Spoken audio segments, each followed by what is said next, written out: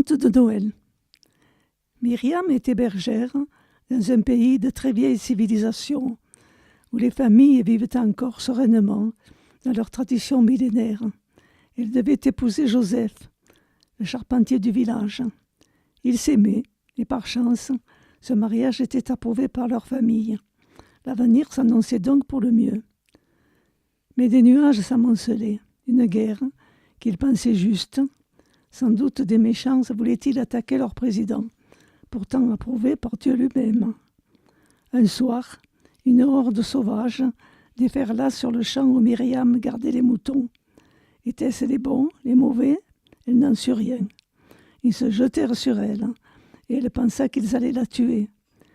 Mais ils lui laissèrent juste une petite chose dans son ventre, qui commença inexorablement à grandir. Joseph, à qui elle confia son projet d'aller se jeter dans la rivière, savait bien que si lui continuait à aimer Myriam encore plus qu'avant, il n'était plus question de rester là. Dans ce pays, un enfant né hors mariage est rejeté, ainsi que sa mère. Ils réunirent les économies qu'ils avaient destinées à la fête du mariage et partirent.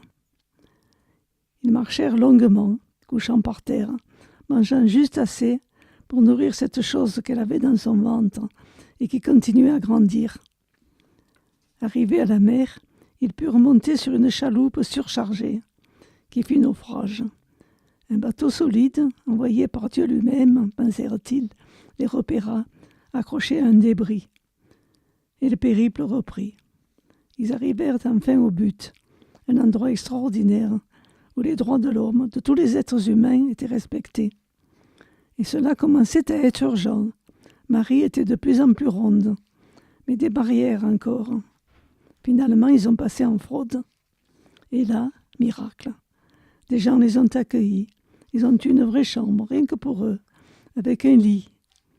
Et enfin, le jour de Noël, un médecin a aidé Myriam à accoucher d'un petit garçon, très mignon, et à qui les augures promettent un destin exceptionnel. Quelques jours plus tard, leurs hôtes étaient menacés de prison. Dans le pays des droits de l'homme, on n'a pas le droit d'aider des sans-papiers. Qu'adviendra-t-il de cet enfant, fruit de la guerre, de la violence, de la bêtise, de l'ignorance, né indûment grâce à l'amour et des aides inconditionnelles?